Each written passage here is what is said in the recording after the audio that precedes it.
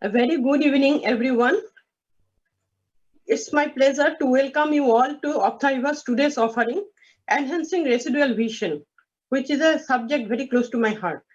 Here we will be discussing all about low vision aids. First of all, I would like to introduce our Yuva compare, Dr. Swati Agarwal. Dr. Swati Agarwal is the Director and Chief Consultant of the Eye Clinic, Kolkata.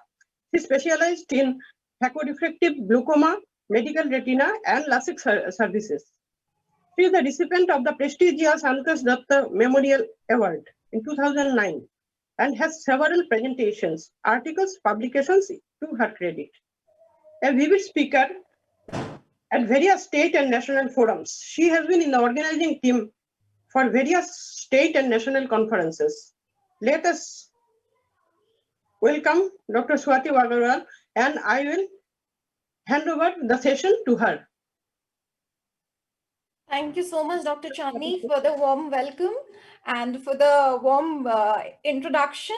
It is really a pleasure being here and moderating this session on residual vision and enhancing it, because I've seen that I think this is the most in demand and the most in need. We're in need of this session, but still it's the most leftover, like we're not paying enough attention to this, what should have been given all these times. And I would like to introduce our the hosts for the evening, Dr. Tulika Ghoshal and Dr. Chandni Chakravarti. Dr. Tulika Ghoshal is a senior ophthalmologist. She's doing comprehensive ophthalmology for the last 25 years, has worked both nationally and internationally, and is a very dear, darling Didi to all of us, and she a very helpful Didi, I must say. And Dr. Chandni, as we all know, she's working as a private practitioner and is a pediatric ophthalmologist and has knowledge all over in most of the streams you can discuss with her. She is pretty knowledgeable in everything. And our guests for the day, Dr. Sunita Lulagur and Dr. Prashant Verma and Dr. Shubhra Seal. Shubhra D is one of our starting members of Opthaiva, and we've been planning this residual vision since the last years, but somehow it was not getting materialized, and finally we are here with her, and I really adore her for her simplicity, Shubhradi. So let us, without much ado, let us start with the session. So initially, I would like to say that I would like to introduce Dr. Sunita Lulagur. She's a consultant in Antia segment and low vision services and the director and consultant AcuVision Eye Center, New Delhi.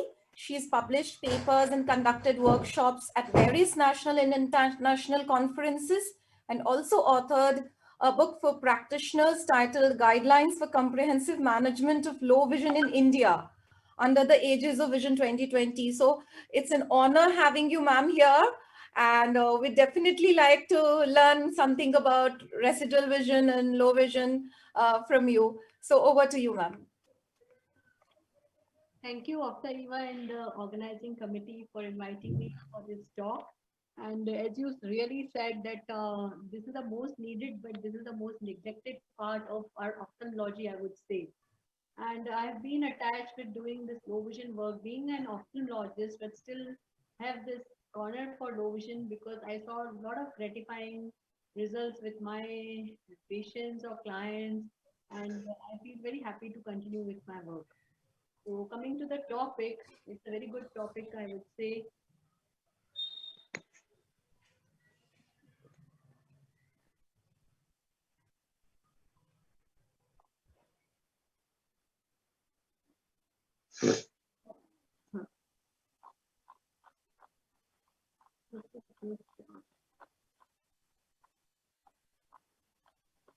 Enhancing residual vision, and of which I'll be speaking on the first topic, that is low vision assessment.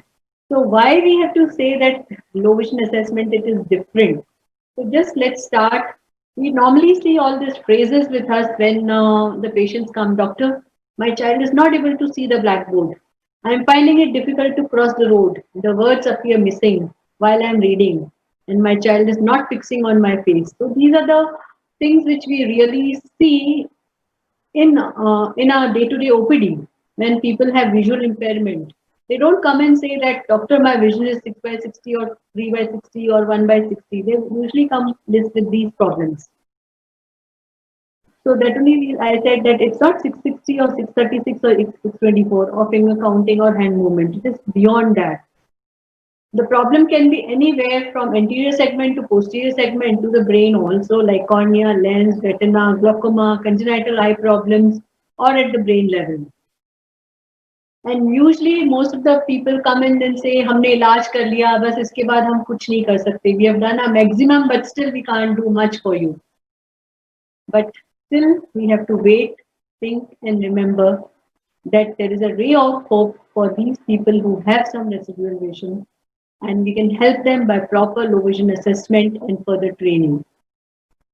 Why it is important? Because the impact of low vision on a person is very high in form of emotional, educational, recreational, economical, occupational, and social. So what is just, I'll not go on in very details, but just what is low vision? Basically, there's a functional definition of low vision in which the person is having best corrected vision in a better eye, less than visual acuity of 6 by 18 to light perception, or a visual degrees less than 20 degrees from the point of fixation. But this last line is very, very important. But who uses or is able to use that vision for a particular task.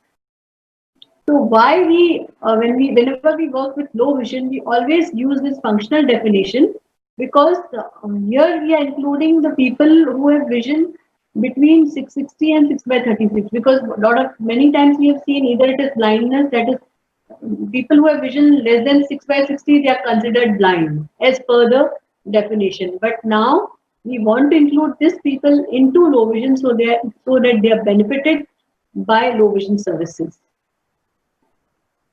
So basically, low vision management can be a part of eye care services. You don't require anything hi-fi OPD or anything for it. So it can be a part of low vision eye care services.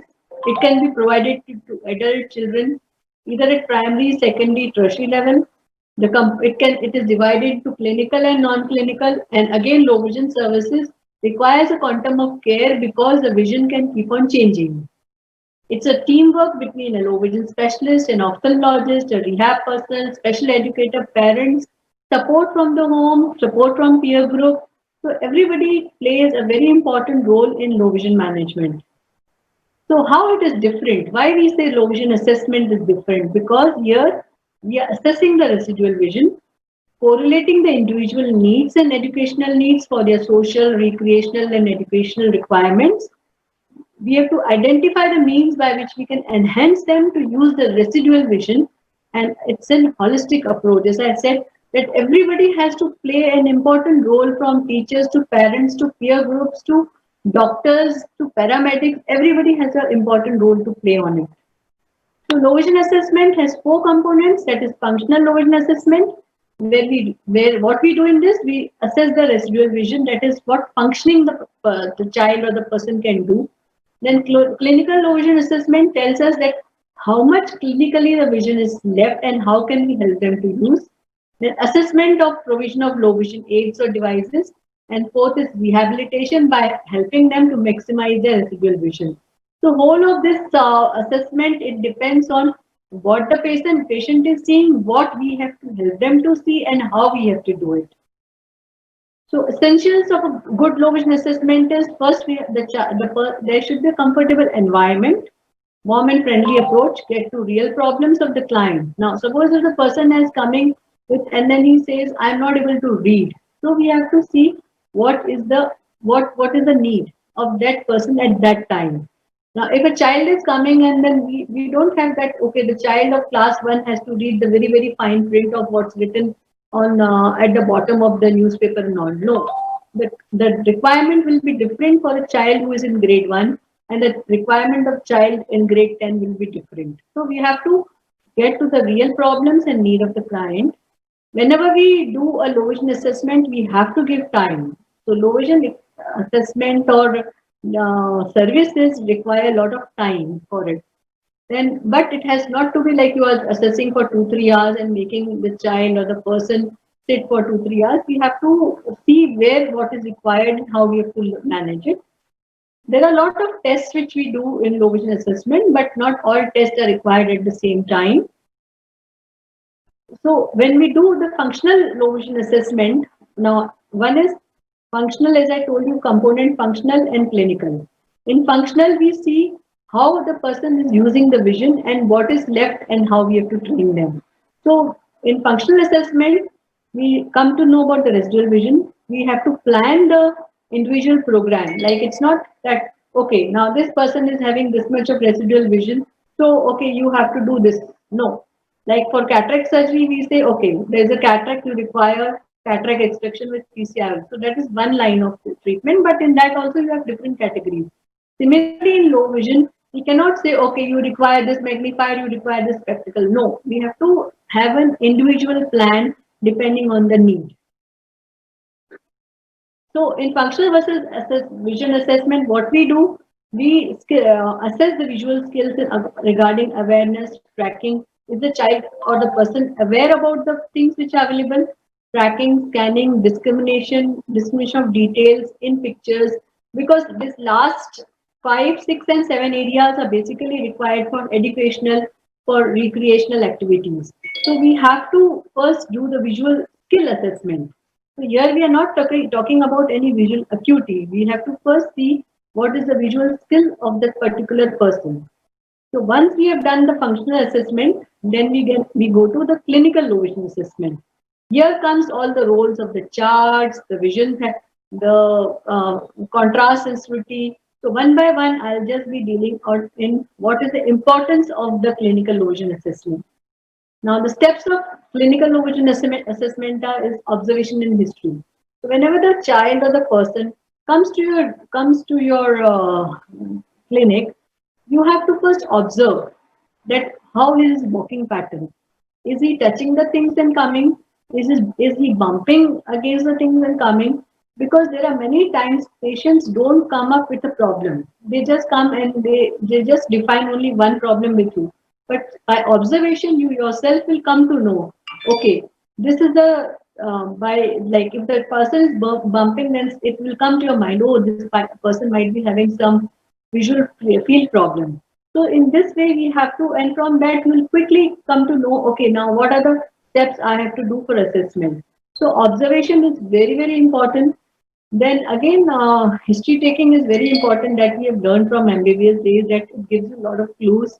We have to see what is the client's behavior. Is the client depressed or wants is more eager to know? Because there are many times we have seen if the person is depressed, they will not accept what you tell them. So all these things have to be seen, the physical status, literacy level of the patient, and what are his expectations.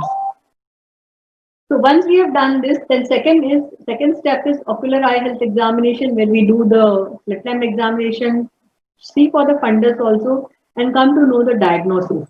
Now, why it is important? Because here there will be a lot of battery of tests to be done. Now, suppose if I know the diagnosis that okay, this is a child with cone dystrophy. So we know that it's a cone dystrophy.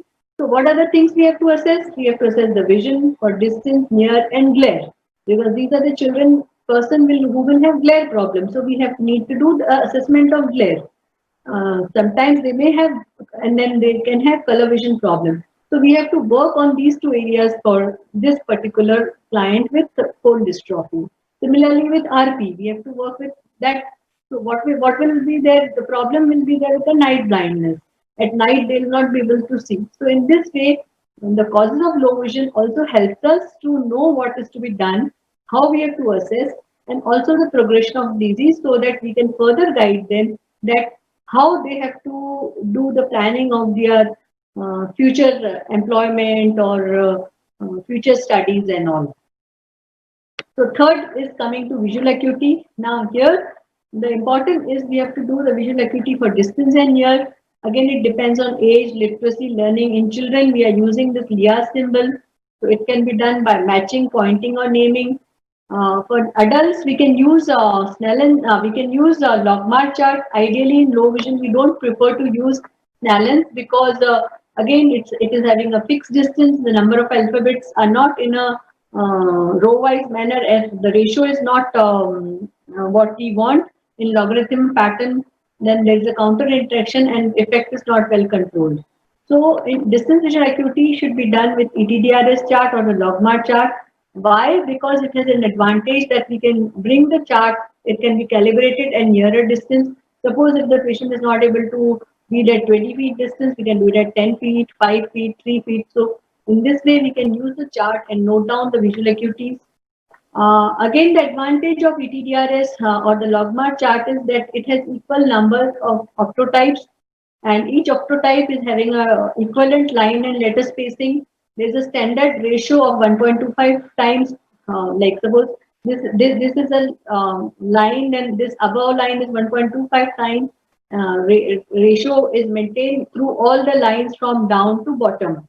So from bottom to up, and it can be used at different levels because of the logarithm pattern. And again, here suppose if we are doing a Snellen's chart, the patient is not able to read the top line.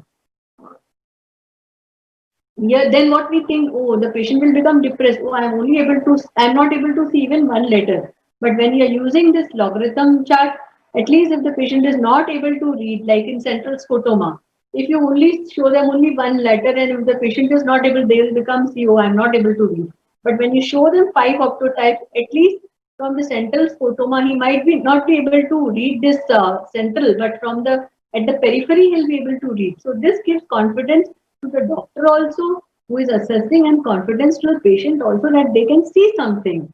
So that is why logarithm system of this visual acuity chart is much better. And again, it helps us to calculate the magnification or distance which is required. Then after distance vision assessment, in low vision assessment, near vision assessment is very important to do the vision assessment for near in adults and in children also. Because most of the time we do vision assessment for near only after the age of 40 years. But no, in low vision assessment, we do vision assessment for near, for distance and for near also. Why? Because it helps us to see at what particular distance the person is able to read. So the charts which are available are, it is in meter form or the vision number chart or the EDTRS. This is a Logmar chart, or we can use a normal print also. Now in this, how we have to do it? Always check the visual acuity at 40 centimeters and then make the chart closer and then see at what distance the person is able to read the smallest letter size and at what distance. And you have to note it down because this can help us to guide the person that what will be your reading distance, what will be your reading size of the alphabet, and how much magnification we have to give. This helps us to decide the magnification power calculation that, okay, you are able to read at, suppose the person is able to read this big size. Okay, now it shows us that the person will require to, and our aim of this, and this is the smallest octotype and this is the biggest octotype. Now the patient is able to read only this big octotype. Now our aim is that we have to make him read at this 1M. So suppose this is 8M and this is 1M. So here it means the person requires 8 times magnification. So it means that this octotype, sorry, if you can see the mouse, this octotype has to be enlarged to this size, then only the person will be able to read. So this helps us to decide what magnification or what power of lenses or combination of lenses or devices we have to give. So that is why near vision assessment is very important. And second, it also helps us to tell what is the working distance. Suppose normally we read at 33 to 40 centimeters, but with low vision, the person will require a slightly nearer distance so that magnification is given by bringing the object closer. Later, all details will be covered by Dr. Shubhra. Then once we have done the assessment for distance and year, then after that we have comes the role of refraction also. Because refraction is very, very important. Many times we have seen that if the person is not improving with certain level they are not refracted properly, or on red or on auto red, if no number is being shown, then again people don't do a refraction and they say, okay, this is the number, last number we can give, beyond that we cannot do it. No, we have to see that what refractive error is present. Even one line improvement, if it is there, suppose if the person is able to read 660 and we improve to 636, it is important for the person with low vision that we improve even one line also, because once it helps to improve the contrast, it helps to improve the contours of whatever the person is seeing, so it gives more sharpness. And once the refraction is done, again in refraction we have to see that if it is not possible to do a retinoscopy, then go for a dynamic retinoscopy, because from that in children mostly dynamic retinoscopy helps a lot to decide what power is to be given. Once we have, so after this, then check for contrast sensitivity. Now again, this can be tested by hiding Heidi charts, Leah symbol, Pelly Robertson, or by doing functional examination. When you don't have all these charts, just it's a simple test. You can take a white paper and put some, you can take some white paper and put some white balls or beads or rice dana also on it, and then see if the patient person is able to pick it up or not. If the person requires a good, if it is not, he is not able to pick, then it means there is a contrast problem. So in this way, why it is important? Because it again helps us to decide the magnification and contrast changes to be required. Also helps us to judge the reading speed. When the contrast is low, the reading speed of the person will not be good, like it happens in ARMD and macular degeneration. And also it also helps us that what lightning effects have to be given in the working environment, and environmental modifications, how it has to be explained to them. These are the hiding charts which are used in small children. Then number 6 comes at binocular vision, which can be done with WFDT, that is Würzburg dot test, or tetanus fly, or Lang stereo. Now again, why this is important? Because it helps us to decide what glasses are to be given, how the glasses are to be made, how the centration is to be given, and if there is a decentered thing, then possibly we have to give some prisms in that. So that is why it is important, because if the person requires high ed, like 6 or 8 diopters, then we might have to give some prisms in it so that the convergence is relaxed and they are able to read. Coming to visual fields, again it depends on what type of visual field is there. Why again it is important? Because if you have a central visual field, then you have to guide them how to use eccentric fixation. If there's an altitudinal visual field defect, then it helps. Delcells, we have to give them training on walking and reading ability. In hemianopia, usually these are the people who are very scared. So we need to give them training regarding how they have to use their non-affected visual field. So this can be done by confrontation, perimetry, or Amsler chart for central visual field. Once the visual field, if we come to know that there is a central visual field loss, then we have to teach the person to how to use an affected area, or encourage them to use the eccentric viewing. And also visual field is very important because it helps us to choose a magnification. Now suppose if the patient is there with RP, and if there is a very, very restricted central visual field, so you can't give a very high magnification, because as we know the rule, higher is the magnification, reduced will be the field. So these are the cases where a lot of judgment and dilemma is there, that should we give the magnifiers, should we not give the magnifiers, should we give them telescope or not. So once we know the visual field, that is why we have to say why, and all this assessment is to be done, because if we are not assessing and just handing them to use a telescope, they will never be comfortable to use the telescope or a very high magnifier. So first we need to do the assessments properly in all these steps. So not all these assessments are required, but depending on what type of diagnosis is, that we can pick and choose the test. Color vision, it can be done by Ishara D15, discrimination, matching. So even if we don't have, because in low vision sometimes it's not possible to do a Ishara test because of the letter size. So we can do this test with D15 or just by normally doing this discrimination or matching. By matching the colors also functionally we can do color, so that it gives us a clue at how it is to be, how we have to go forward for training of the vision, for vision assessment and further planning.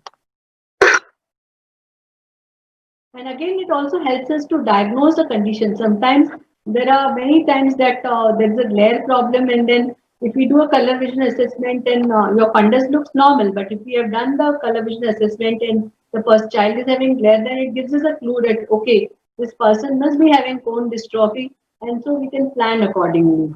And then also helps us to highlight the choice of career for this person. Then glare, it is seen in most cases like albinism, aniridia, and laser. People who have laser diabetic retinopathy, they have this lot of glare problem. And sometimes cataract with diabetes also do have. So we have to first see that should we advise the patient to go for cataract, because whatever you have tried, you have given glasses, you have given magnifications also, you have given low vision devices, but the person is not happy. So sometimes you have to decide that, okay, let's do the cataract surgery, and then the person might be helpful with the low vision devices. So how we can do it? One is by history taking. Then we have to do the visual acuity checking with the light on and without the light off, and making the light off in the room, because we don't have any glare. Acuity meter is not available routinely. It is available at only one or two places. So we can do the glare assessment with the light and without the light in our own room, or take the patient out and then see in sunshine that how his behavior is, how he is squeezing his eyes. So you come to know that this person is having a glare problem. So once we have done all this assessment, then comes the low vision device trial. Different type of devices are there which will be dealt by Dr. Shubhra. And once we have done the low vision device trial, then we have to do the prescription and training to use the vision and device. Here again, I am saying that why it is important, because here it's not only giving the device. Okay, you take this low vision magnifier, now you go home. No, we have to teach the person how to use the device. And like suppose if a child is having an eccentric, there's a patient with macular dystrophy, and we have to first train them to use the eccentric fixation and then give them the device to use it. Then they'll be happy to use the eccentric fixation and use the device. Then again, follow-up, as we all know that follow-up is a must for any successful case, because it helps us to know what are the new problems, or if the person is happy with the whatever assessment we have done or whatever devices we have given or refraction we have done for them. So this is case one. Like this is a child who was the mother claimed that the child is unable to see the mother's face. Okay, so this she at the age of 1 year. Diagnosis was left eye coloboma with microcornea. Right eye was an ophthalmic eye. Now, how did we go for the assessment? First, the fixation was checked, dilated retinoscopy and fundus was checked. Fundus also showed a fundal coloboma. Glasses prescribed at the age of 1 year as per the dilated retinoscopy. I prescribed the child glasses of minus 2.5 diopter at 140 and advised for light stimulation. And then sent him, because the child was 1 year old at that time, not much could have been done. So vision stimulation was done. Now with light stimulation, again, the child was lost to follow-up. After 2 years, the child presented at the age of 2.5 years. Then then I did again repeated the retinoscopy, did the refraction under same examination, and then I used these charts. जैसे card थी इसकी या कुछ पैसे लिया तो यहाँ से यहाँ जंप करो, यहाँ से इधर जंप करो, तो ये सब चीजें ना कंसेप्ट डेवलपमेंट में हेल्प करती है बच्चों को. ठीक है, ऐसे हो गया. इसके पहले ऑलवेज ब्लैक एंड व्हाइट, फिर रेड पेजिंग, फिर ये सबसे लास्ट है जो जिगजैग है. ये कॉम्प्लिकेटेड है ये कर्व्स पहचानने में. अभी जैसे पुरांच के जो बच्चे जैसे रहते हैं जिनको लोजन रहता है, उनको ये वाली चीजें अभी फ्लैट दिखती है सब. ठीक है, तो इनको ये कंसेप्ट भी डेवलप कराना पड़ेगा.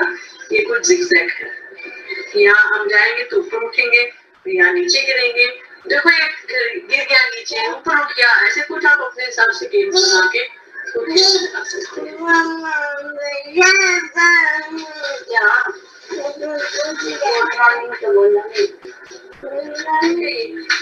पहले लाइट स्टिमुलेशन, फेस स्टिमुलेशन, ये सर्कल्स, उसके बाद फिर से 10 days each activity, फिर बाद में मिक्स एंड मैच करना है।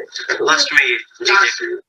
So this was a child that where we did the vision assessment by this vision chart only. This is the functional vision assessment, and then gave the chart. And so this started all with when the child was 2.5 to 3 years old, and now this child is 5 years old. Now this is microphthalmos. Here is visual acuity. Functionally, I've tested. Till now, he'll be coming like next year. I've called him because of this COVID, it did not come. So now the child has started reading alphabets. So now it is a time where the visual acuity assessment with the chart will be done by the logmark. So till now, I have not done this visual acuity assessment. It's only with the functional assessment. And at the age of 5 to 6 years, see the confidence of the child. Like he's standing.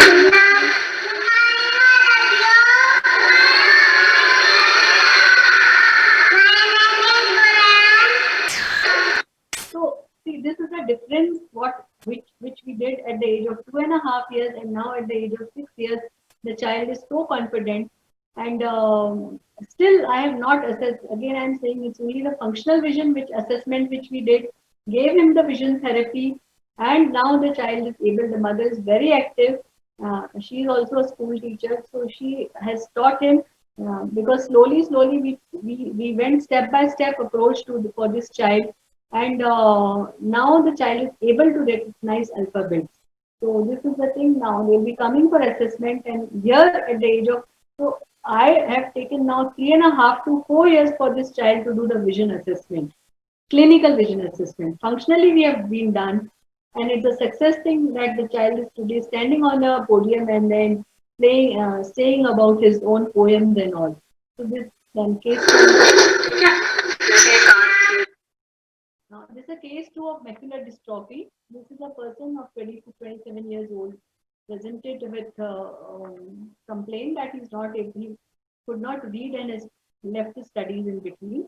Visual acuity was assessed for distance and year. Here again both distance and year. See, it's a 25 years old male.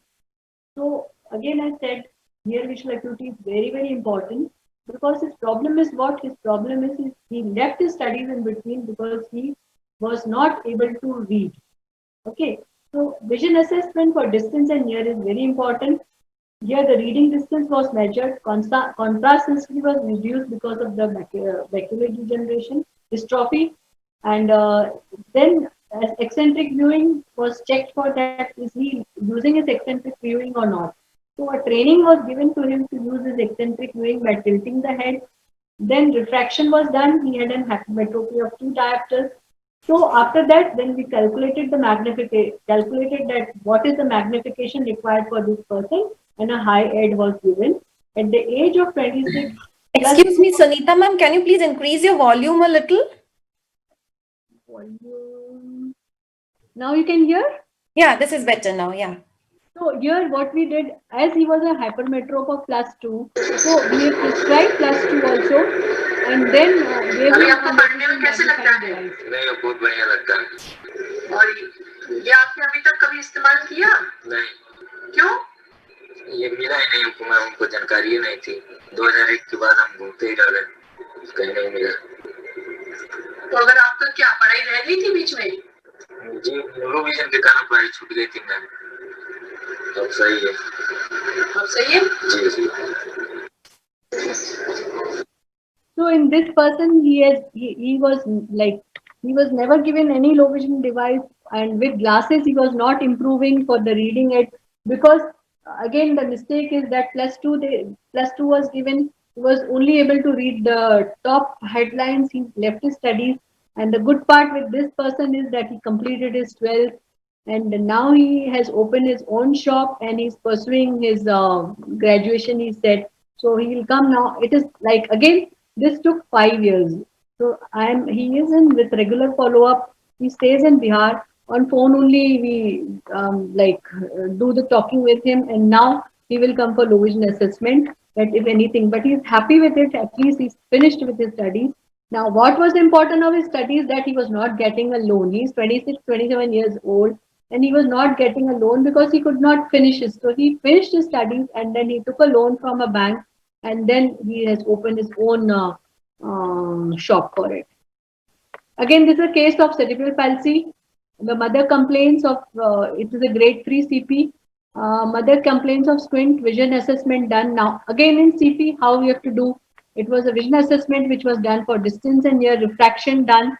The glasses were prescribed because cerebral palsy, it is known that cerebral palsy, children with cerebral palsy do have refractive errors. So a proper refraction done, glasses prescribed.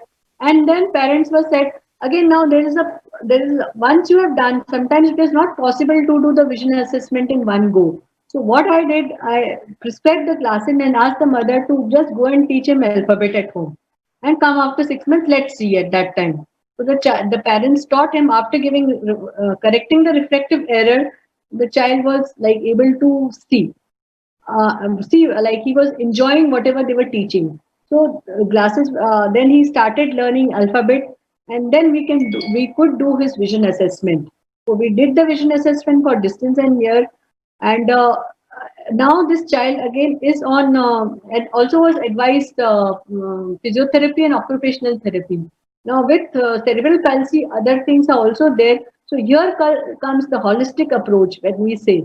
So the physiotherapy with occupational and physiotherapy, the thing is that he started holding the pen. This child goes into integrated education. He started holding the pen. He started reading. So this child has been followed up now almost for 7 to 8 years. Like, and after the age of 4 years, we have seen that how the child is reading.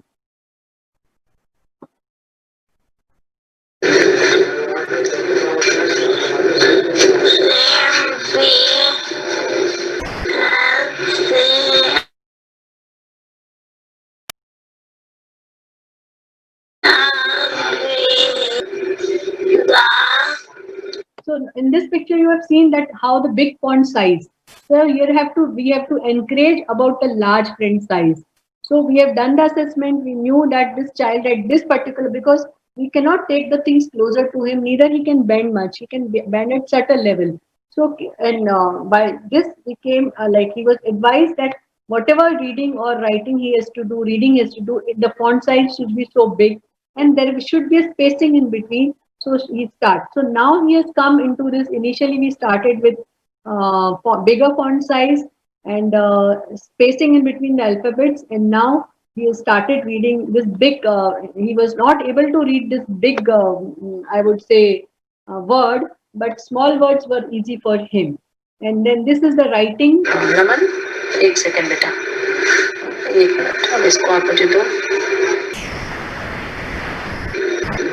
आपकी ये देखो 2 dark lines है, ठीक है? यहाँ से चालू करो, यहाँ से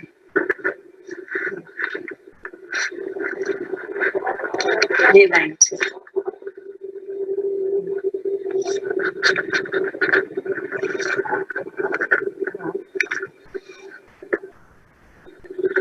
So here he is writing his name. So here he is writing his name. So at that time, first we have assessed what, as per the individual needs, we are saying no in assessment. So one we have assessed so here the visual acuity has been assessed, but now functionally we have to see how we have to help him. So reading has become better. Now writing skills are going on with this child, and he was writing in this way. If you can see this photograph, see the writing. Now, after the training of how to underline the lines, make it more darker, so that the child can write in this spacing. So, in this way, the assessment of distance near, what is the alphabets required, what is the color contrast required. Depending on that, after the assessment, we can train the person and make an individual plan. Raman? This is again a child of CVI. A premature born male child presented at the age of 1.5 years, not able to fixate on mother's face, checked for eye examination. Then again in this 1.5, the best part is what you have to see is check for brokenness reflex. Take your hand and then go to the patient's eyes and then see for the blink reflex. If the child does that blinking, then it means the Bruckner's reflex is present. So again, it gives us that, okay, there is some vision. We can help this child to how to go further for the training.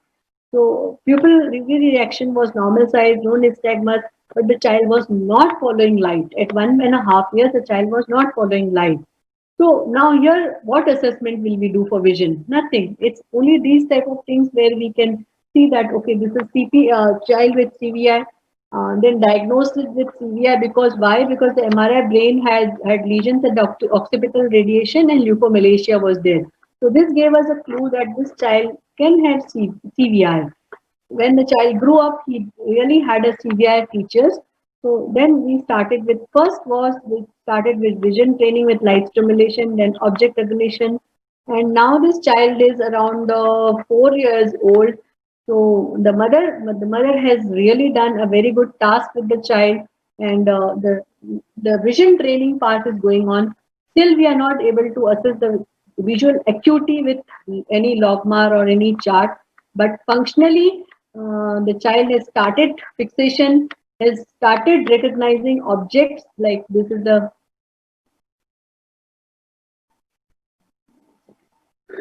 अच्छा लक्ष्य, देखो mummy ने plate में क्या रखी है? सब्जियां। क्या उठाया आपने? बैंगन। Very good. बैंगन का कलर क्या होता है? बैंगनी। हाँ, वेरी गुड।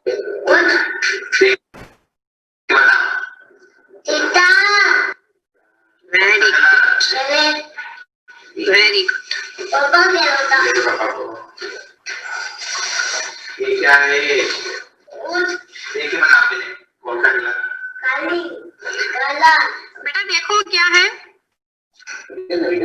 देखिए बता। अच्छा लक्ष्य। So these are children which will require lot of follow-ups and lot of training guidelines. So what we did, as now the training is going on object recognition, the child did the good part of with CVI is that they do have refractive errors, so we have to give refractive glasses. But this child did not have a refractive error. But as we know that there is an accommodation does not work. They have a poor accommodation. So I just like one day like thought, why this child is not fixing? I prescribed +3 diopters because of this poor accommodation. After prescribing +3 diopters, the results were so good that the child started fixing, like started seeing, and now at the age of 4 years, he's doing good. But still, we have not assessed the visual acuity in Snellens or logmar. It is only the functional vision which is going on. That's really very nice, Sunita ma'am. I'd like to just interrupt here. I mean, it's a very lucid presentation. Dr. Chandni, you are doing pediatric ophthalmology and pediatric cataract surgery. Ma'am, we're making it a little interactive. Dr. Chandni, how do you feel like if the patient has not got his full vision, if the child, how do you go about it? Do you refer the patient to a low vision specialist, or do you intervene yourself and give them a little aids and corrections? Actually, I am very fortunate to work with Dr. Shubhra Shil at Chaitanapur in low vision clinic. So the basic things like light stimulation and all that I start, but which required the total setup for that I refer to the low vision specialist only. Okay. Which the things, the next steps where the low vision aids are required or the infrastructure is required, then I have to refer them. Okay, so initially for the magnification and the calculation you do, and you give the patient. Yeah, that I can do, and also for the very young infants, light stimulation and all this can be advised in the clinic only. Or you don't need to do something. So this can be advised, and reflection part also you can cover up, but ultimately you have to refer. Okay, and Shubhra ma'am, would you like to add something in this? Yeah, the cases of congenital cataract that get operated, they often have amblyopia. So after the surgery, after giving the best correction, we go for the amblyopia therapy. It's not that the patient is having a low vision, so no need of amblyopia therapy. We give them the amblyopia therapy for 6 months follow up, maybe for a year. And then gradually, as Dr. Sunita said, we start introducing low vision devices. And suppose the child is in class 1, I did not struggle to get a N6 because as you will see in my presentation, the children's book that come, the font size is N12. So I can be very happy just giving them the adequate ad. So as the child progresses to higher classes, I'll go for magnification and addition of different devices. Yes. So I'll first focus on amblyopia therapy, best glass, like any other case, and then comes the devices. Okay. So how long do you continue on the amblyopia therapy, ma'am? Yes, obviously 6 months, and if I see that I'm getting good results and I have been getting good results, I'll continue for a year. Okay. I have seen patients improving 2 to 3 lines. Even Chandni can share, we did a lot of work on that. Yeah, actually, in my opinion, we have to take low vision aid at the last resort. First of all, you have to do everything to correct the vision of the child, including cataract surgery, refraction, adequate refraction, amblyopia therapy, everything you have to do. And when there is no answer, the last answer is the low vision aid. So this is beyond our treatment level. That we have to understand. Before correcting the pathology, we cannot do the low vision aid. Yeah, but that only when we say the low vision services, they only come after the best possible correction. So Yes. the low vision services, and here we are main focusing. That is why low vision assessment is different, because here we are focusing that whatever vision is remaining, how they have to use it. If we say that okay, now the child is having congenital cataract, we have operated. Okay, this is the best thing. After that, it will not improve. No, it will improve definitely, because we have seen children. If we are giving them proper aids, adequate aids, guiding them the font sizes, guiding them about everything. So it's a holistic approach. So all Yes. the child do improve with their studies and all. Yes, Sunita ma'am, you've explained it very lucidly. And the best part is I also feel like these patients should not be getting depressed. And you really mentioned that we need to assess whether the child or the patient is suffering with depression, because a patient with low vision can live a good life, but a patient with depression, even that needs to be co-treated. Yes. Okay. And ma'am, you can please continue. Yeah. I think next would be Shubhra ma'am. So Yeah, just I'll be finishing one more or two slides. I'll finish with it. Case number 5 is albinism. I'm not going details into the devices because Shubhra will take that. Just as I'm saying that what is the role of assessment, how we have gone. Like this is case 5, he presented at the age of 5 years, vision done, refraction done, glass prescription. Now this is an albinism. Again, children with albinism, they are in a dilemma. Do they have low vision? Are they blind? Because they have a certificate of 100% blindness, 40% blindness. They do have certificates. So it is always parents are doing doctor shopping. They'll go from one doctor to another doctor with lot of certificates sometime with them. Every certificate will have different visual impairment. That is also we have seen. So again, here I tell to my patient that it's certification is a must for them. Okay, they are having it, but here you have to focus on what the problem the child or the person is having. So vision assessment do has a role, refraction, even slight change in their refractive error, it has to be prescribed, and then they have to be prescribed about glare control, because we have seen many times these children, they don't wear cap and all, where it can be controlled, the glare can be controlled, because parents want ki kuch to de do, give us something so that they can open their eyes. So we tell them that these are the glasses which help them, and please wear a cap.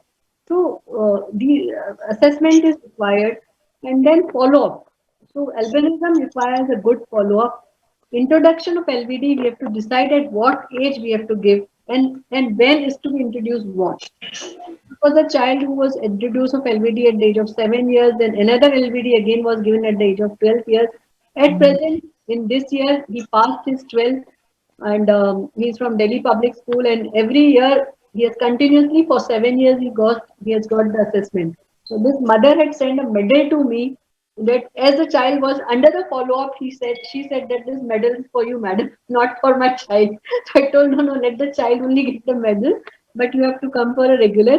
Now he has got admission in Delhi Engineering College this year. So he passed just last week only. His counseling was done, and then he had got the admission. So again, this is a case of ARMD, where again his problem was that he's not able to drive, not able to read the newspaper. So diagnosed as ARMD, what we did here, assessed for distance, near, checked for contrast, checked for glare, and taught him eccentric viewing, and then gave this Occitec low vision device. So this person is also happy with this. He's not able to, in India, we cannot drive with it, but at least he's able to watch television and he's able to read and work on his computer. So thank you, and this is a painting made by my low vision child and gifted to me. Thank you, ma'am. Thank you. Very nicely explained all the aspects of from rehabilitation to from assessment. And now I'd invite Dr. Shubhra Seal to speak on low vision aids, and she has been trained as a national focal person in low vision from Hong Kong Society for the Blind, and then in clinical low vision from Lighthouse International, New York. And she's a full-time ophthalmologist in Vivekanand Mission Ashram, Netra Niramay Niketan, and she established a low vision clinic there, rural eye bank, and organized large-scale pediatric low vision service in West Bengal. And over to you, Shubhra, ma'am.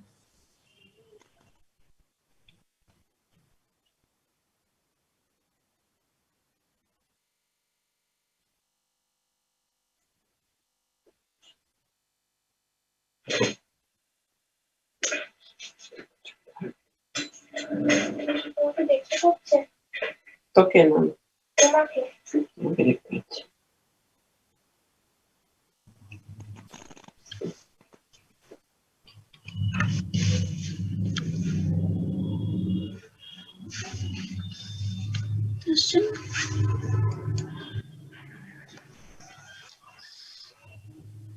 It's not moving. The slides are not moving.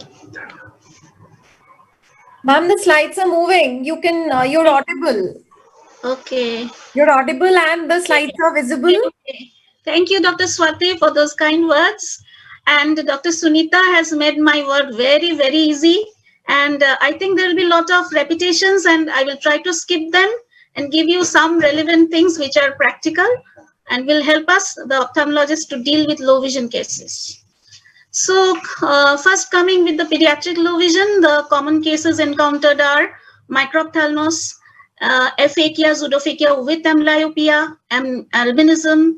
And in the retinal cases, we have Stargardt's, RP, retinopathy of prematurity, cases of nystagmus. Then the optic nerve diseases include Leber's congenital amaurosis, disc pallor, congenital glaucomas. Then last, what Dr. Sunita said, cortical blindness and delayed visual maturation. So what are the concerns of the parents? They complain of poor fixation, that the child is having poor fixation or defective vision. Some children complain of photophobia, and some parents again have concerns about the progression of the disease, for example, in retinitis pigmentosa or glaucoma, congenital glaucoma. These children have a very short working distance, so they complain of neck pain or back pain. That is due to the posture. Two concerns I would like to address in this meeting, that is, we get two set of students. One is students studying in special schools, that is schools for the blind. They face problem when they get admitted to educational institutes during higher studies where they don't have access to Braille, and they have to read the books, the normal print books. So what do? They rush to the low vision clinics to get hold of some magnifiers and other devices and assistive technology. And there is another set of students that I get in my low vision clinic, is the students studying in regular schools who need shift to the special schools because of sudden onset defective vision, both eyes, or due to rapid progression of the disease. So these are two cases which I get in my clinic very often. So what is our responsibility as an ophthalmologist? First is parental counseling. a detailed examination and giving optimal medical and surgical support, provide certification, and early introduction of low vision devices and assistive technology in order to improve the reading and the writing and communication skills. The normal reading speed is 200 to 250 words per minute, but low vision children have very low reading speed, and with the introduction of devices early in their life, this speed can be increased, and we had done a study on that. So then again, we have to develop an individual education plan, render follow-up service, and appropriate referral is very important. So let me take you through some cases. Although we say that cases are referred after the best medical and surgical treatment, it's not always like that. As ophthalmologists, we need to again examine the cases properly under slit lamp, 90D, whatever thing you have, and then go for low vision workup. So this is a case of aphakia done elsewhere. She is a 13-year-old girl, and she said, "Ma'am, I don't want to wear the thick glasses." So I didn't jump to give a low vision trial. I did a SF-IVL in this case. And then after that, as I said, amblyopia therapy followed by introduction of low vision devices. Yet another case, a case of severe dry eye. The picture on the extreme left, when she presented, the middle picture shows I had done 2 episodes of amniotic membrane grafting, and the last picture on the right, you can see the clarity of the cornea has further increased. That was after 4 episodes of amniotic membrane grafting. So low vision means the child has come to my clinic and I have to jump and give something. You have to deal with the pathology. So a case of microphthalmos with cataract. In the middle picture, you see the child had a PCO. We did the YAG capsulotomy followed by prescription of devices. A case of macular dystrophy, I did the corneal grafting, but when I took up the case for low vision workup, I saw that the child was having some posterior subcapsular cataract. So the cataract was removed to remove the glare, and there was some improvement in the vision, and then we introduced the low vision devices. So what are the common interventions? So when a child or any patient of low vision walks into your clinic, don't just think about low vision devices, optical, non-optical. It's a holistic approach. So we have to give various therapies like light stimulation, early intervention. Often the children has to be taken up for examination under anesthesia to do a proper refraction and give the correction. We have to give the amblyopia therapy. If your child doesn't want to wear thick glasses, go for CL trial.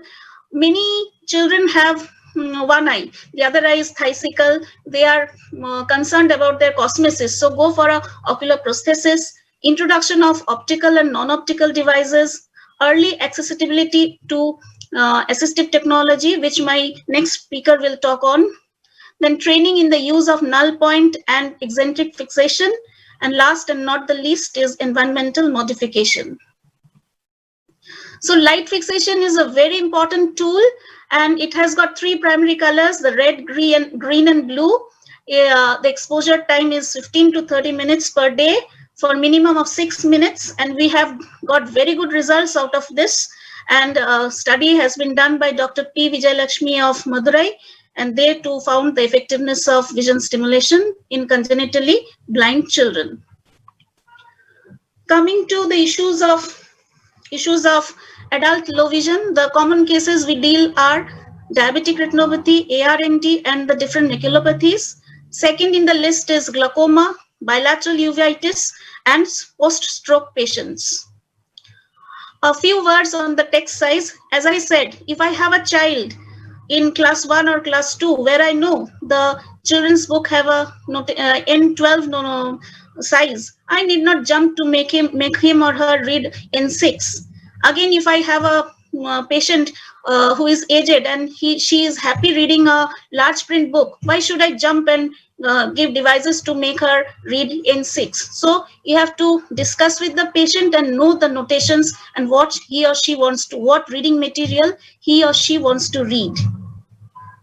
The types of magnification, the relative distance magnification. So if you sit close to the object, the image size will be increased.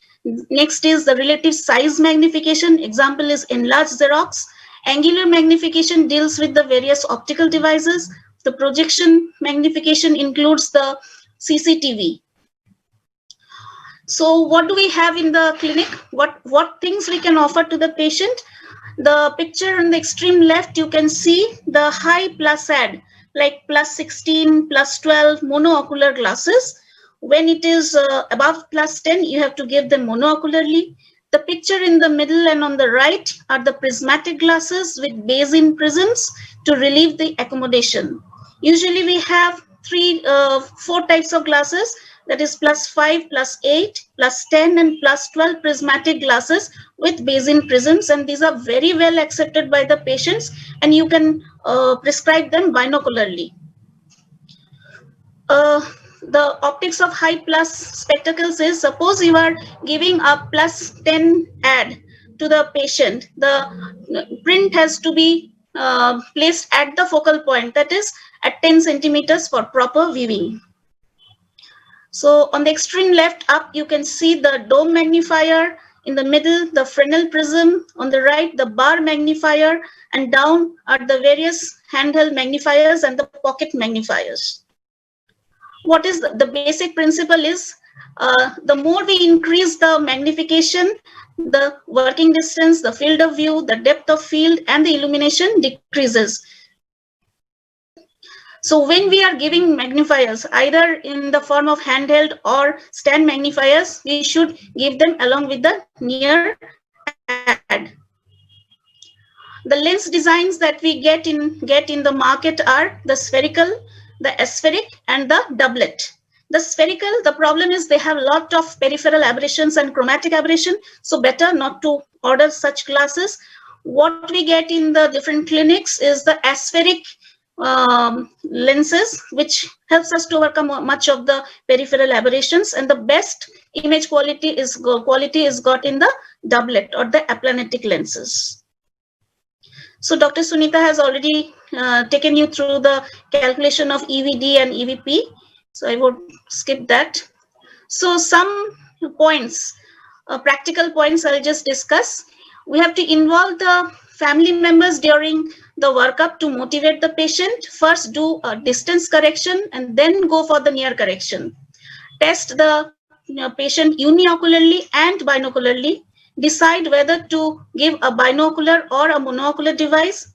Judge which eye should be corrected for near. Maybe you have to see whether the right eye or the left eye, which has the better near acuity. Then on that eye, you have to give the near correction. There is a concept called retinal rivalry. Suppose my right eye is seeing N10 and my left eye is seeing say 9N6 with all devices. So what happens is when the two images they superimpose on each other, the bad image creates problem on the good one. So the patient will have a blurred vision. In such cases, you have to occlude the worst eye, that is the eye that is having N10. Binocularly up to plus 12 diopter with base-in prisms can be given to relieve accommodation, and up to 4 or 4.5 you can give as a bifocal. And we can prescribe CCTV after giving the near vision ad. With high ads, it is better to give a reading stand for comfortable posture, because more higher the ad, the shorter is the working distance. We have to take care of the illumination, and for nystagmus, it is better to give them a binocular device. We have to introduce the reading guide, finger pointing, like children, the way they read, the adults may sometimes need to read in that way with their fingers. Then you have to shift the text and mark the text in cases of central scotoma. You have to evaluate the reading speed and the fluency.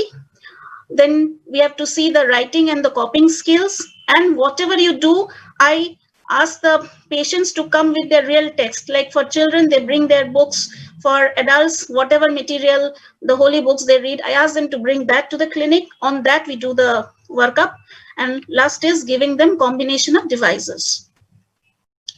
This electronic device, we have the CCTV, which is very much accepted by the patients. The magnification is given by the formula X into Y. where X is the print size on the monitor divided by the actual print size, and Y is the reference distance that divided by the working distance in centimeter. That is, in cases of gross low vision, near vision defect, the CCTVs are well accepted by the patients, especially the pocket CCTV. So the CCTV has a video camera, monitor of various sizes, a moving reading platform, and an XY coupling table. There is a lot of glare from the screen. So to control that, we have the control panels. We can change the polarity. We can use the anti-glare screen. Coming to the telescopes, you can see the pictures, the different models, and the one on the up right is the toy telescope. Initially, when children are given these telescopes, they are very reluctant to use that. So sometimes you can introduce initially the toy telescope, and gradually you can shift to the high-tech ones. What is the calculation for the prescription? The required power of the telescope is the best corrected visual acuity for distance divided by the target acuity. Suppose my patient reads the best corrected visual acuity for distance is 624, and my patient wants to read 6.6. So 24 divided by 6, so 4x magnification.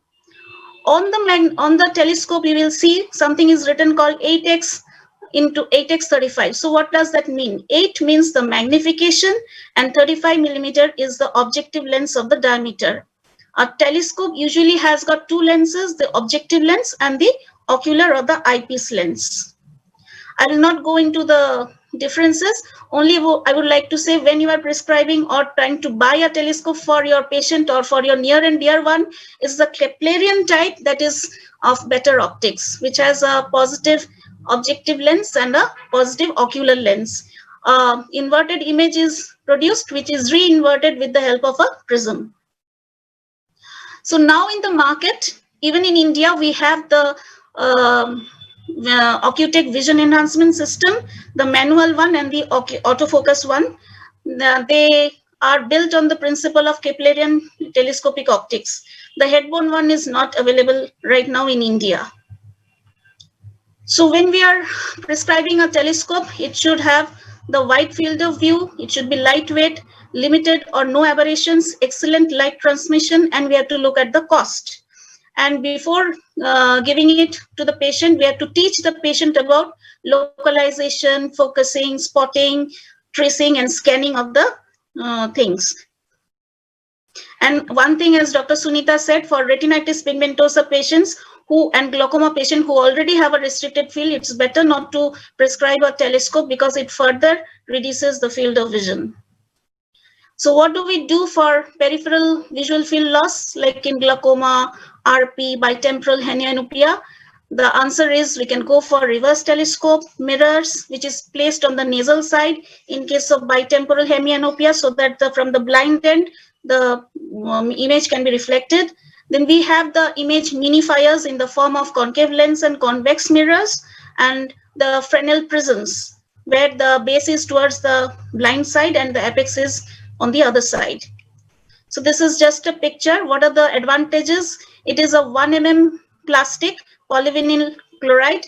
It is lightweight, minimal weight, minimal thickness, minimal cost, and a wide range of powers from 0.5 prism diopter to 30 prism diopter. However, the disadvantage is it reduces the visual acuity, contrast sensitivity. So from my experience, I have seen patients don't accept this device much. So we are happy to announce that in India, we right now are having these products from Ocutech. And Henry Green, he is working with LV Prasad, and these things are being used there. And that is the field expanders and the image minifiers for tunnel vision. The only concern is the cost. They cost nothing less than 50,000, 50,000, 70,000, 75, something like that.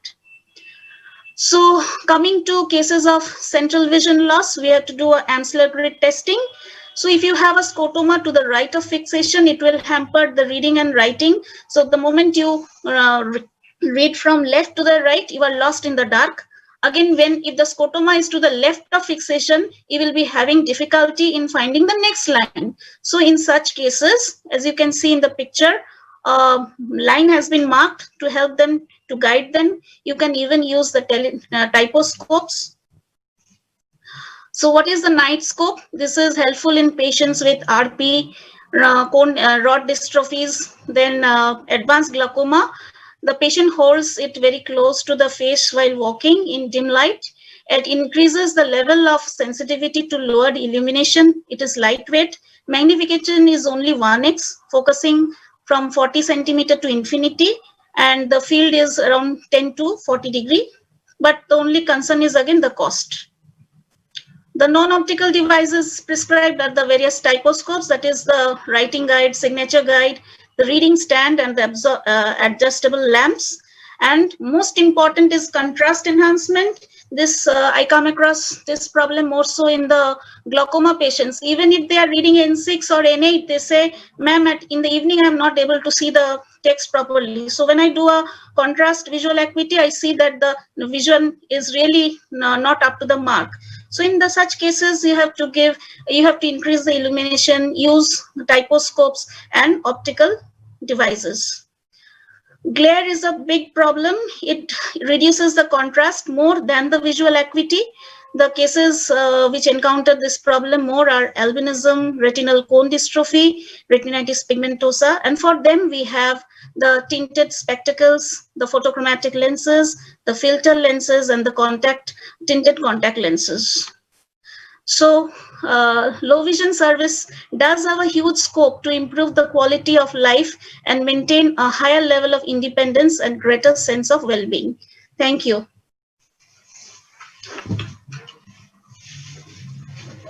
Wonderful tips, Dr. Shubhra-Sil.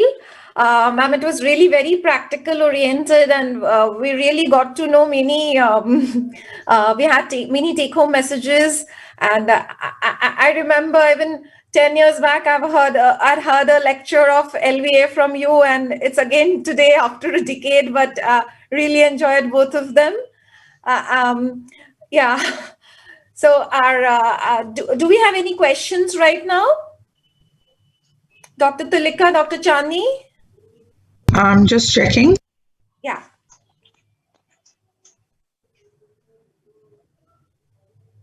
Hello. Okay. So We've got some questions. Just bear with me. I'll tell you. Okay, there's a question from Dr. Ashwini Kumar. Ma'am, what do we give homemakers to do household work? Many times I'm stuck. Please help.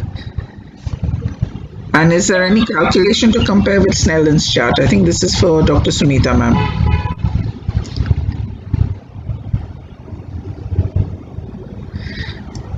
Dr. Sunita?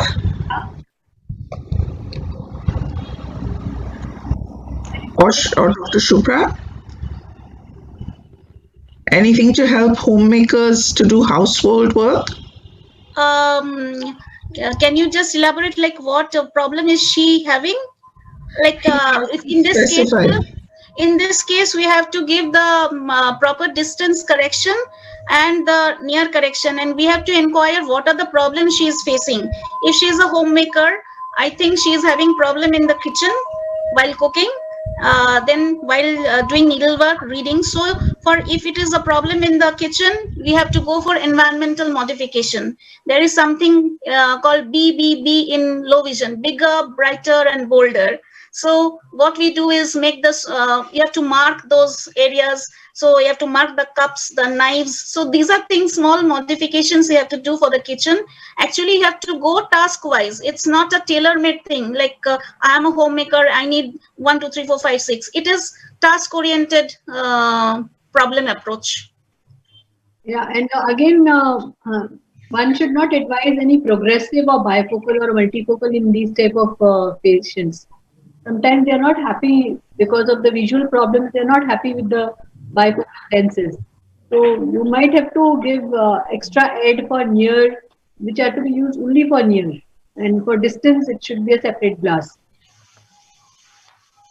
Okay, thank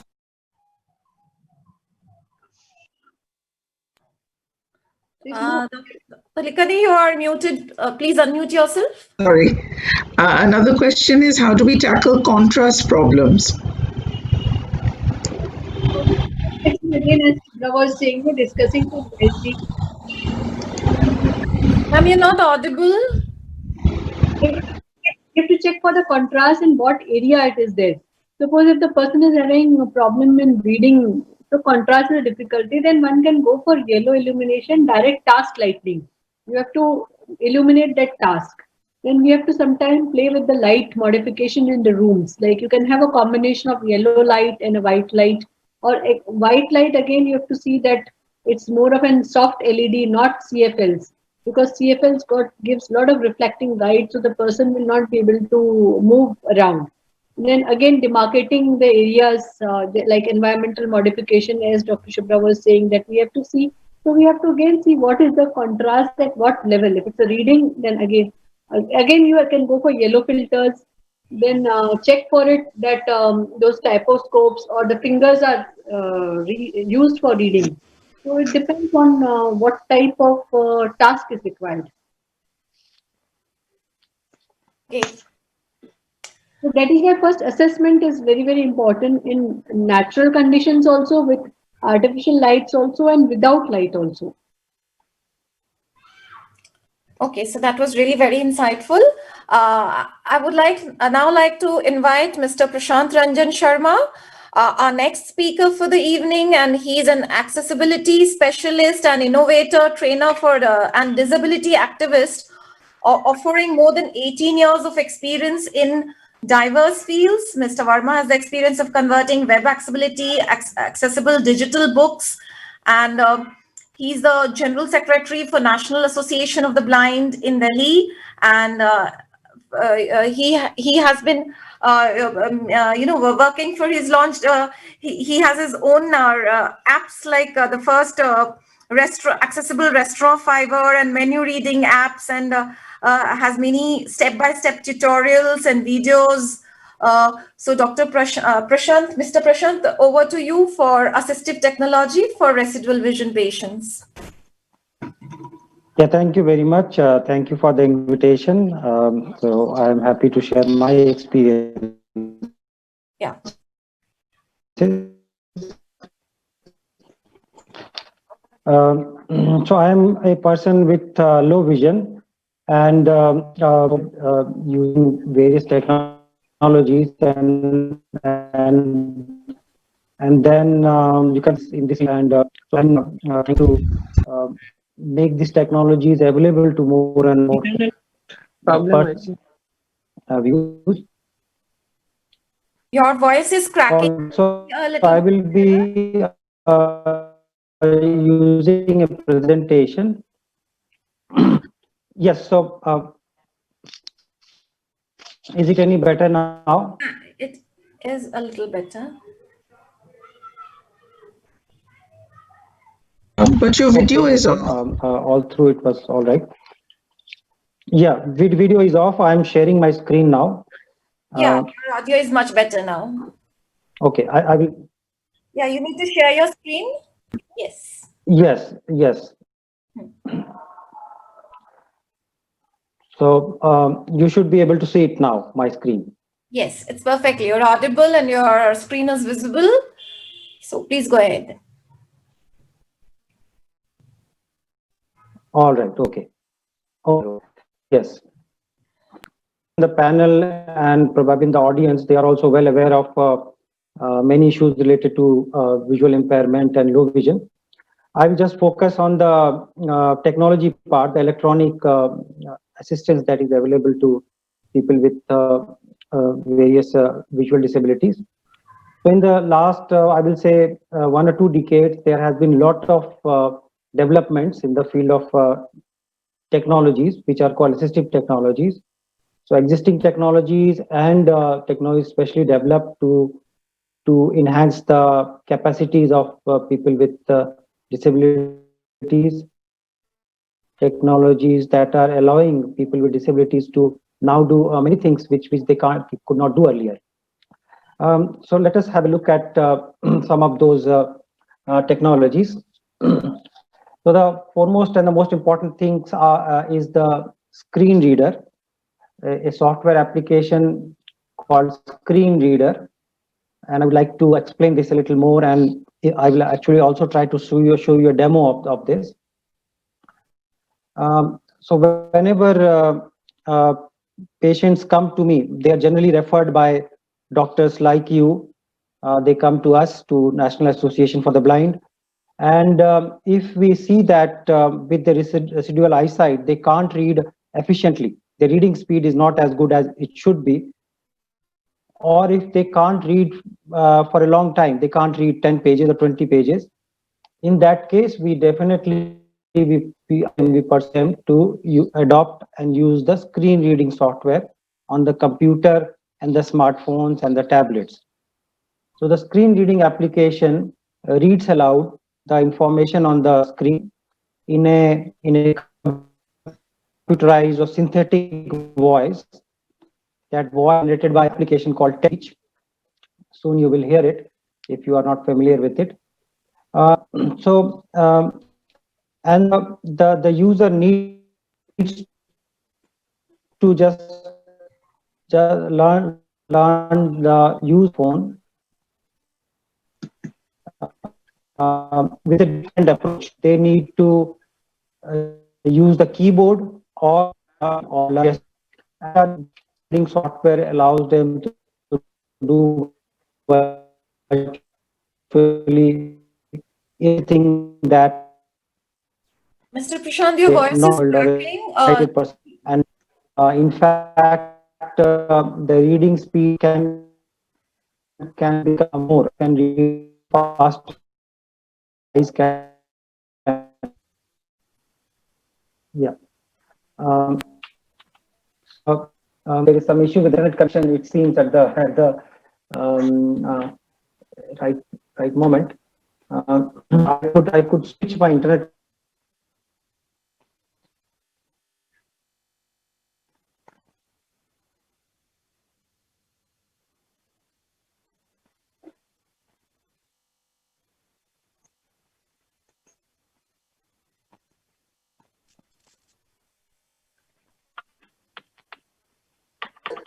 Is that a low bandwidth?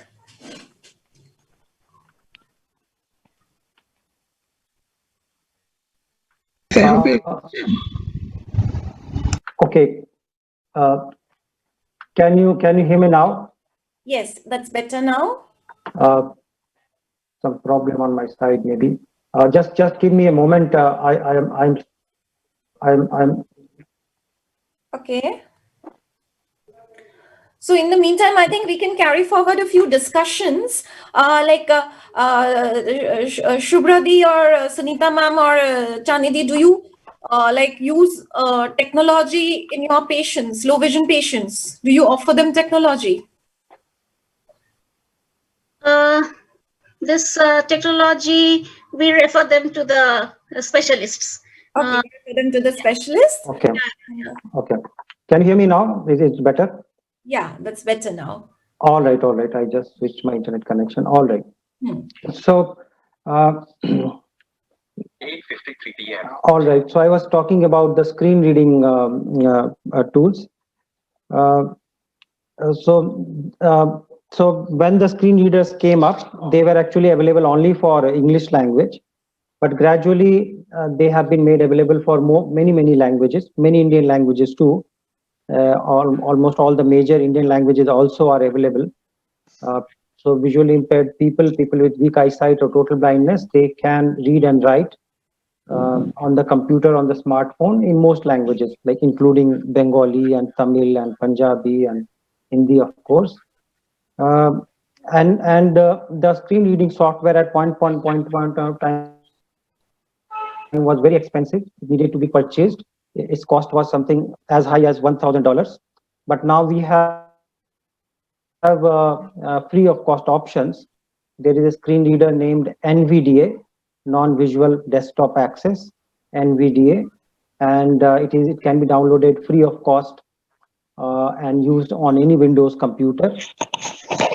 An Indian organization has also customized and created an Indian version called Indo NVDA, and it supports many Indian languages also.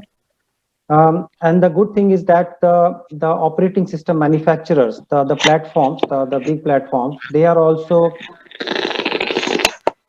developing and providing readers off the shelf. So any Android mobile phone or tablet can be purchased from the market, and one just needs to go into the settings, and they will find many accessibility options, including a magnifier, built-in magnifier, um, color contrast options, text enlargement options, and also a very sophisticated and highly developed screen reader. So on Android, it is called TalkBack. It allows people to use all the apps on the mobile phone without having a look at the screen. One just, of course, needs to change the approach. People with low vision tend to use their residual eyesight. They like to try and look at the screen, but then they can also take assistance of the screen readers. They will just read out whatever options they will touch on the screen. So TalkBack is the one for Android devices. For the Apple devices like iPhones and iPads as well as Mac laptops, the similar thing is called VoiceOver. It is also excellent screen reader. And for Windows computers, which mostly people use, people can make use of NVDA, or if they want to, they can buy the expensive JAWS, or the Microsoft has also now come up with its own free of cost of pre-installed screen reader called the Narrator. So the the screen reader is a great option.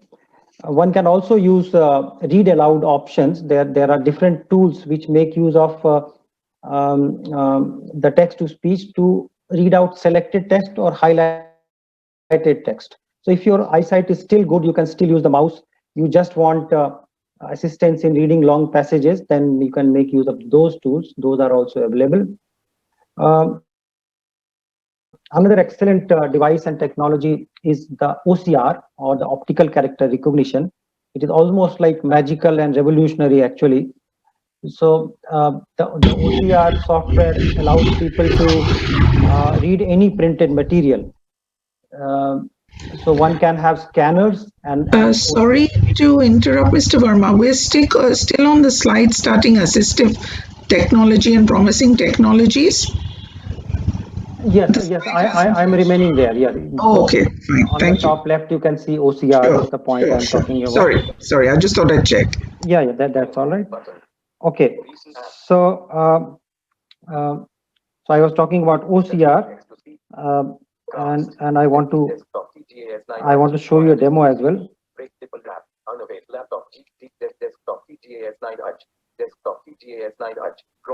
Okay, very soon, I think, hopefully you will be able to hear the screen reader voice from my computer. Yes, we can hear it. Yeah, I actually wanted to show you the screen. Maybe it's not coming up, but No. okay, but all right. So just you can try and focus on the sound. The sound is coming from my mobile phone, and I have an Android mobile phone, a standard one, which one gets in the market, not a high-end or expensive one. Hold Google. So double tap to activate, double tap and hold to long press. Actions available. So I touched something and it said folder Google, and it also prompted me what I can do, that I can double tap and open this. Play Store. So Double tap. It said Play Store. So settings. So this voice that you are hearing is the voice coming out from the screen reader. So with very simple gestures, one can navigate everything and read everything. There are wonderful applications now created especially for the people with visual impairments. There are apps like TapTapSee, TAPSEE, TapTapSee. I'm taking these names because these are almost like must-have apps. If anybody has any difficulty with vision, they must use it. So this app called TapTapSee, or another one called SuperSense. So people can just open this app and point the mobile camera to anything, and they can get a very good and excellent description from the app. Say, for example, in the kitchen, they have 2 food packets. They want to know what is what. So just point the mobile camera, and it actually scans it. It's able to recognize whatever text is there on those food packets, and it is able to inform the users. It can also help in identification of colors. It can even describe the scene in front of you. Say it will give you very descriptive messages like, okay, 3 people in front of you, and sitting or standing, or even male and female, and even facial expressions nowadays. So on my slide, you see artificial intelligence. So artificial intelligence is an emerging thing, and it's being applied in different domains. And many companies and individuals have come up with excellent apps and to make use of it. So there is an app called Seeing AI from Microsoft. So companies as big as Microsoft are also trying to provide solutions. So Seeing AI is the one which even tells you the approximate age of the person, what clothes they are wearing, and even facial expressions, smiling or sad, or and if you save their photograph, it also can give you the name next time. And many other devices have also been built on these technologies. So the assistive technologies are helping people in independent living, in reading, writing, at the workplace, and of course even in recreation and anything they want to do. Another excellent thing that has come up are the virtual assistants, like Google Assistant and Siri, which you are well aware of. These are voice activated systems. So you just have to give a command. You just need to speak, and you get a response. And so if you wanted to search for some important information on the internet, no need to know how to use the computer. No problem if you can't read the screen. Just ask, and you can get a good response.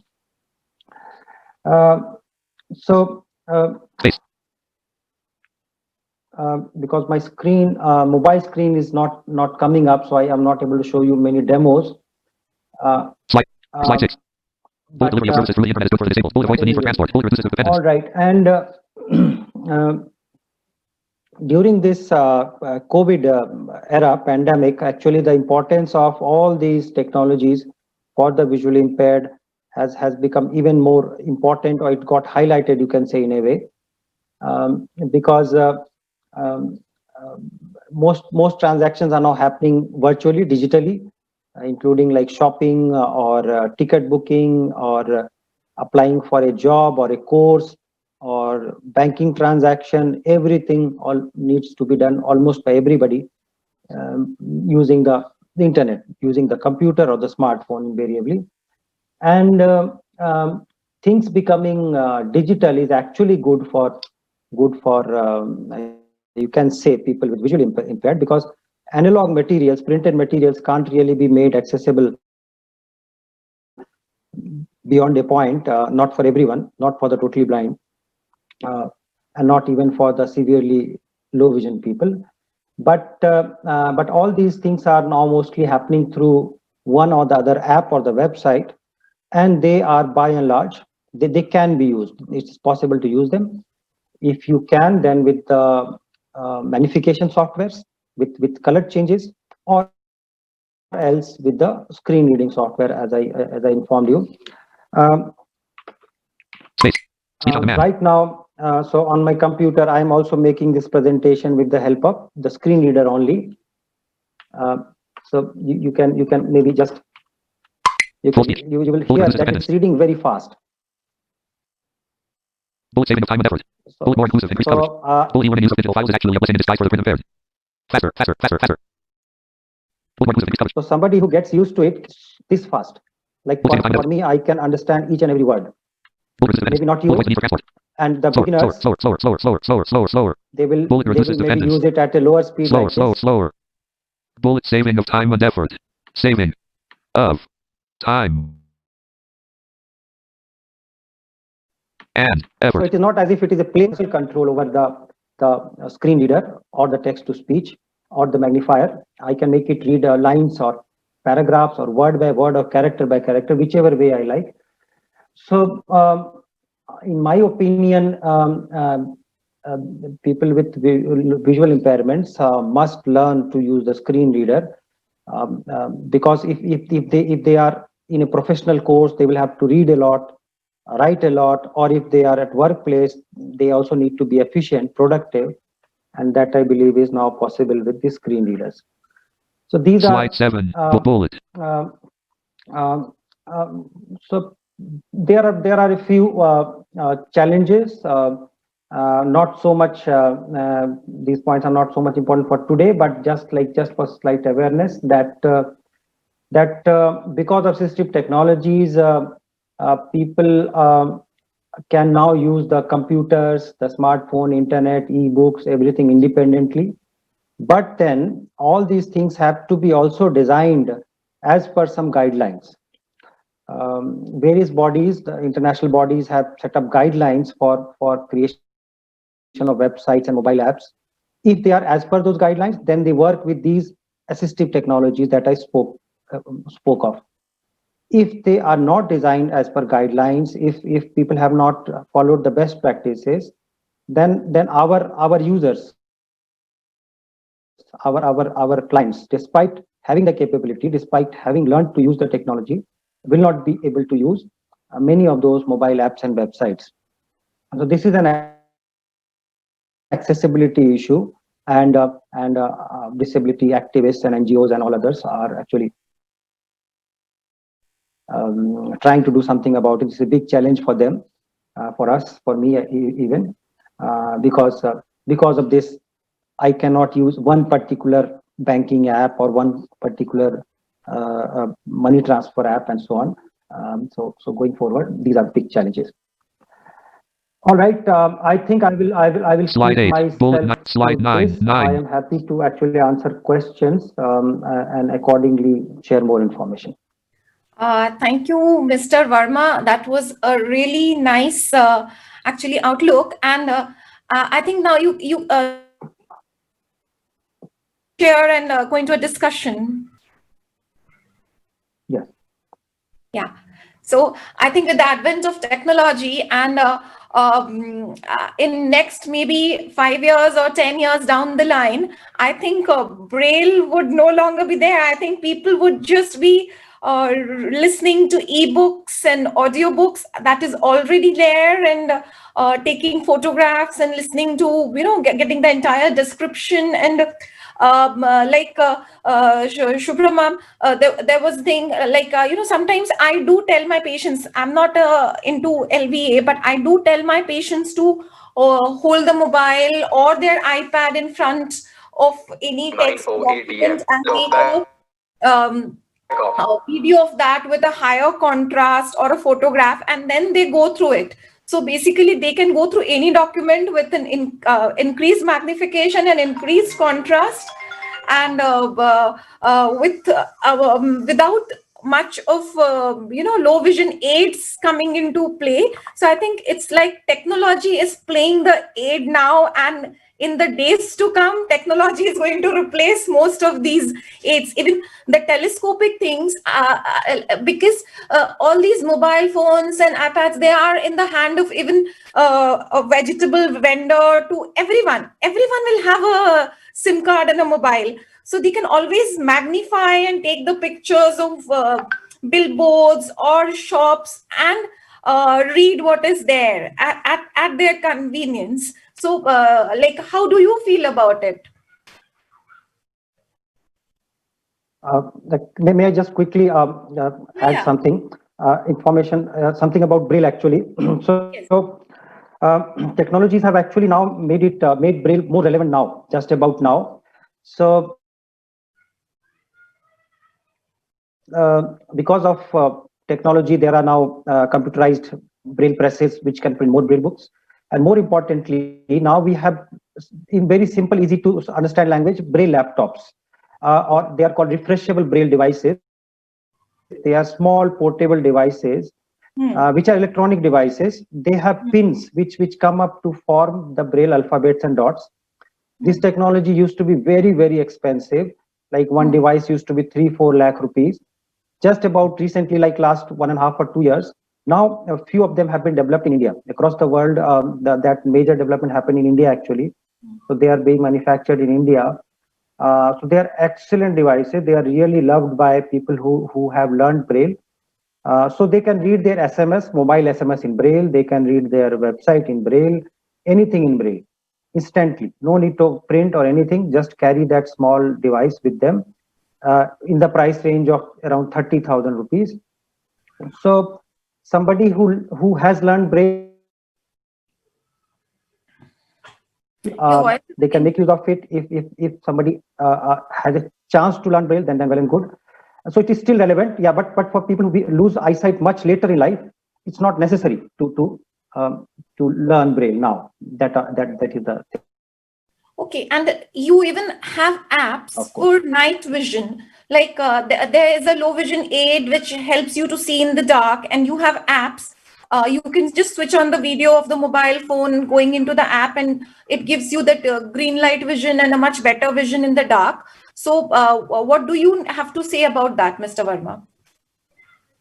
Yes, those apps are there, and some wearable devices are also coming. Like you wear a small camera, you attach it to your specs, and there is an earphone, and it gives you very good descriptions, like the number of the bus which is in front of you, or the billboard or the signage in front of you. So the only thing with these things are like they are still expensive. That is one. Number two, limited support for Indian languages, and number three, its accuracy has to still improve. But the future prospects are really good. So we are very excited in the technology field. And what about the patient support groups, like some real-time groups in which normal vision people with normal vision, they help out in communities, the blind people, like are they really working, or they still need a lot of development? So one let me bring up this point, that there is one excellent attempt in this direction. There is an app called Be My Eyes, which is free of cost on all phones. It connects the people who are in need, the visually impaired people, with sighted volunteers. So you open the app, you click the button request for a volunteer, and then the other volunteers who have installed the app, they get a request. Once they accept the request, they have a video call. A video call established between them, and then the visually impaired person can ask the other person to read out something to them, identify something from their mobile camera, or help them cross the road, or do anything, actually identify the clothes. They have built communities in India, so the support is available in most languages. So people in different states and regions, they are also being encouraged to sign up as volunteers and provide support in regional language, the language that the user is most comfortable in speaking. Okay, so similarly, some other things are happening using technology. Yeah. Yes. That's great to see technology, and I guess the blind will no longer be blind in, say, a decade. I really hope so, that technology can make them see again like normal people, enhancing their vision, the field of vision, or the contrast, or everything. And do we have some questions, Tulika Di? Yes, we do. Just hold on a sec. Okay, another couple of questions from Dr. Ashwini. He says they don't have a Bailey-Lovey chart, only a standard Snellen's chart. So how should they proceed? I think for contrast sensitivity, that's what he means.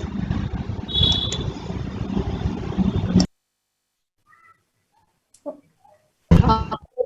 contrast sensitivity, as I told you, one can go for the functional assessment also. And if you are doing any studies or where you have to really note down, then nowadays all this um, vision charts which are available electronic, they do have contrast sensitivity charts in it. OroCheck, OroLab, they do have contrast sensitivity charts. So we are using those charts itself. But if you are doing a research or if you are really noting down, then you require Belly Robinson and other charts. Right, of course, of course. I think there's just one more question. Is there any calculation to compare with Snellen's chart? Yes, there is. Right. Logma of the Snellen's? Is that the question? Yes. Yeah, so there is a calculation, there is a chart where you get in a rows the Snellen's and the logma. So Dr. Ashwini, good evening. Nice to hear from you. He's again a low vision aids specialist hailing from Bihar and doing very good work out there. So do we have further questions? I have a question for Dr. Sunita ma'am. Sorry. That is for the low vision clinics. Do you, in your opinion, is there any need for career counseling or school counseling? Because a very basic tragedy we face with our patients is after doing the low vision correction and getting 612 or N12 vision, also they tend to read in the blind schools and use braille. So for the children, the amblyopia is gets worse with this type of practice. So I just want to ask Shubhra ma'am also, because there should there be any career counseling part in the clinic? See, what I have done, Chandni, is that I have tied up with all the counselor, like people who are doing counseling, and I've kept numbers with them and then do it, because in my private practice it's not possible. Yeah, that is a practical problem. So yeah, practical problem, and then we have tied up with schools. I go to National Association for the Blind and then do the assessment. And whenever I do have a problem, I take help from the teachers over there, or send a person over there and go and do see what help they can get from there. Or with schools also write a certificate for the school teacher. So parents, they do themselves also a lot of work, but as such, I have not kept any counselor in my own setup. But I do have tie-ups with them. Okay, thank you, ma'am. Okay, Mr. Verma, do we have this association for the blinds even in other cities? The same way you've developed in Delhi? Yes, of course. There are actually several large networks and there are many independent NGOs also. So National Association for the Blind has almost 65 branches, definitely in all the states and going down to some districts also. You're inaudible. Huh? I think your voice went, yeah. Yeah, so almost in all all states and in some districts as well. And there is National Federation of the Blind, All India Confederation of the Blind, and many other NGOs are out there. So the technology training and assistive devices distribution is also fairly well, you can say, developed now. In fact, there is an online store called SAKTech.in, SAKTEK.in, which is kind of aggregating all the available technological solutions, and people can order and get it at their home from anywhere. Yes. Okay, I think that will be very helpful for the people. Yes, Shubhra. Ma'am, you need to unmute. So in Bengal, we have that Association for the Blind at Bonohugli, but it needs to be more upgraded. I have worked with Mr. Prashant Verma and so amazed, what to say, he's so independent using the mobile. So one take-home message from my side will be early introduction of assistive devices for the visually impaired. Like our children, they have a tab when they are eating their food at the age of 2 years. They can find out their cartoon. So why not give tabs to these kids so that when they grow up, they will have access, they will use it more fluently. I mean, they will be very comfortable using them. And what I think Dr. Sil is working on this at the state level, like we need to have something at the state-wise, a one station resource center where you can have accessibility to all these devices. Every center, every NGO, every hospital cannot have all these devices. So if you have one center where you keep all these devices, accessibility devices, all the AI things and all, and instructors, most important, then we can refer those patients to that institute. So that will be a very nice thing for the future of these visually impaired children. I really do hope that these centers come out well, and they need a lot of work and labor behind it. And yeah, so let's hope in the near future we have upgraded centers and with good, with good deals actually, because most of these aids are made so expensive. I mean, it's really, I mean, I think the more people learn to use them, the prices will come down with more of manufacture, something like that, the way technology is developed for the PCs and all. So I think we are... Another question, if that's okay. I have another question, if that's okay. It's from Jayashree Pradhan, who is asking, can light stimulation be done with the Synaptophore? Actually, we do the light stimulation for the very small kids, like the infants. So you cannot put them on the Synaptophore. Yes, you can. It can be done for little elder children, but when you do a light stimulation, it has to be again done very early. Otherwise, dense amblyopia will set in. So from our experience, we have seen that we had a kid, the mother saying that my child is not looking at my face. As we all know that social smile starts at the age of 3 months. The child smiles at the mother's when she looks at the mother's face. So when we did a refraction, it was a high hypermetrope, and we gave him the glass. And we also asked the mother to put a big bindi, a lipstick. So that was also a bigger, brighter, bolder. So good for fixation. And we introduced the light stimulation. So what we think is introduction of light stimulation has to be done below the age of 1 year. And when the child comes to you at a later date, that time you can obviously try with the Synaptophore.